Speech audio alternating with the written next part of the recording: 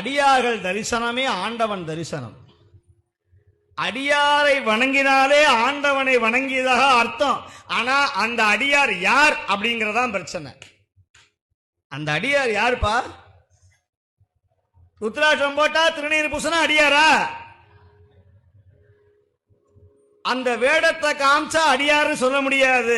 சேக்கிழார் சொல்லுகிறார், யார் அடியார்? பூதம் ஐந்தும் நிலையில் கலங்கினும் மாதோர் பாகரு மலர்த்தார் மலப்பிலார், ஓது காதல் உரைப்பின் வழி நின்றார் கோதிலா குணப்பெரும் குன்றனார். ஓடும் கந்தை தேடும் கடல் சிவன் பொருளை என தெளிந்து, ஓடும் கவந்தியுமே உறவற்று என்று இருந்து தேடும் பொருளும் சிவன்களே என தெளிந்துன்னு சொன்னார் மணிவாசகர்.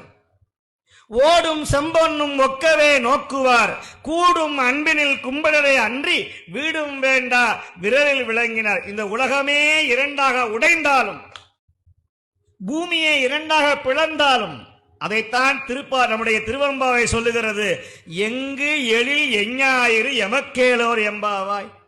இதுக்கு என்ன அர்த்தம்னா, ராம ஆண்டா என்ன, ராவண ஆண்டா என்ன, சூரியன் கிழக்க வந்தா என்ன, சூரியன் மேற்க வந்தா என்ன, எங்கள் சிவன் இருக்கிறான், அவன் பார்த்து கொள்ளுவான்கிற அந்த திராணி, அந்த தைரியம் திருமுறை பாடுகிற அடியாருக்கு வரணும்னு சொல்லுகிறார் மணிவாசகன்.